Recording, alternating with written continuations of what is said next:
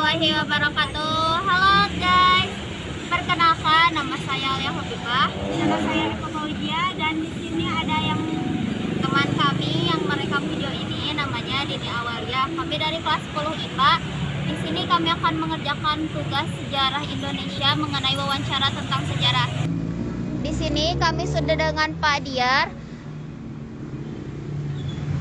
Pak Diar, bisa tolong ceritakan sejarah sepengetahuan Bapak mengenai Tangkuban Perahu.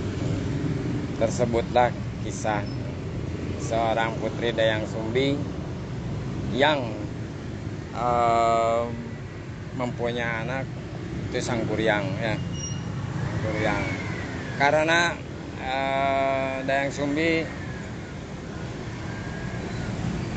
sebenarnya mempunyai suami, tapi karena suatu kutukan menjadi seekor anjing suaminya itu kan yang bernama Tumang. Kemudian dia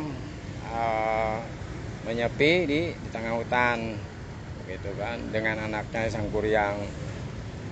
Sangkuriang itu gemarnya berburu.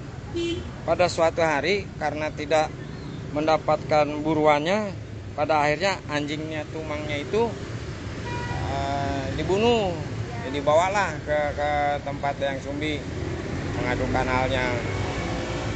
Karena memang Sangkuriang ini tidak tahu bahwa anjing itu adalah jelmaan daripada orang tuanya. Ya.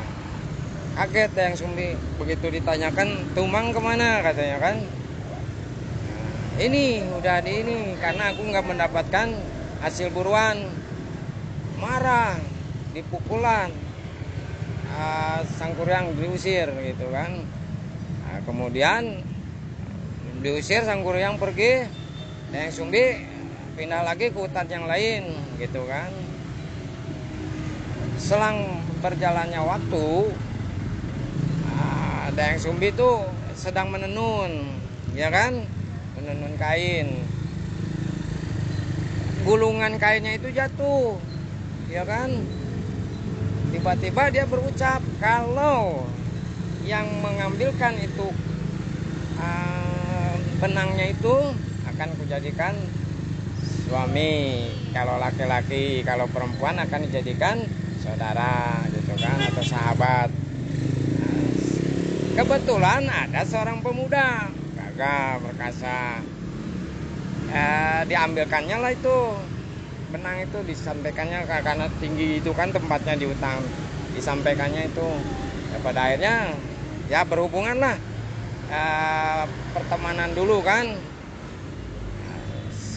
Selang berjalan waktu kemudian beberapa lama, tiba-tiba Dayang Sumbi mengusap rambutnya Sangkuriang. Dayang Sumbi juga tidak tahu itu Sangkuriang itu anaknya, Sangkuriang juga tidak tahu itu adalah ibunya gitu. Cuma begitu tahu ada bekas luka di kepalanya itu, bekas ketukan dulu Dayang Sumbi kepada Sangkuriang, akhirnya kaget. Karena apa? Oh ini anak aku kan gitu, nggak mungkin aku bisa menyatukan tali hati, ikatan perkawinan, apalagi dengan anak sendiri, anak kandung sendiri. Berselang kemudian, beberapa lama kemudian, Sangkuriang tuh melamar, ceritanya melamar Dayang Sumbi gitu. Karena tahu bahwa dia itu adalah anak kandungnya, akhirnya diberikanlah persyaratan ya, dibuatkan danau, telaga, kemudian dibuatkan satu perahu untuk istilahnya berlayar lah atau apalah gitu ya. Nah, kemudian dalam satu hari satu malam harus selesai pembuatan telaga atau danau tadi dengan perahu gitu kan. Anak kandung mengawini ibu kandungnya kan gitu. Akhirnya disuruhlah ininya dengan pertolongan, akhirnya terdengar suara kokok ayam ya kan. Kokok ayam menandakan hari sudah pagi gitu, hampir fajar. Kaget Sangkuriang ya, akhirnya perahu yang udah selesai itu ditendang kayak gitu. Terjadilah satu buah gundukan perahu itu menjadi sebuah gunung yang disebut Tangkuban Perahu, karena disebut begitu ditendang tuh jadi terbalik gitu posisinya gitu. Jadi ya selesai gitu kan, tidak jadi dikawin oleh Sang Kuryang Dayang Sumbinya. Wah, teman-teman, ternyata sejarah dari asal-usul Tangkuban Perahu ini sangat unik ya. Dan penjelasan dari Pak Diar sangat rinci ya teman-teman. Nah, di sini waktunya kita akan berpisah dengan Pak Diar.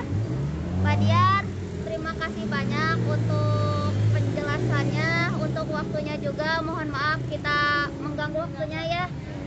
Sama-sama, mudah-mudahan bermanfaat kisah secuil kisah yang saya sampaikan, dan menjadikan satu hikmah untuk kebaikan kita, agar salah satunya pedomannya adalah teliti di dalam cari jodoh begitu. Jangan sampai terjadi seperti hal Sang Kuryang dengan Dayang Sumbi, masa anak kandung dengan anak, kan tidak boleh hal-hal seperti itulah. Sekian dari kami, mohon maaf atas segala kekurangan. Wassalamualaikum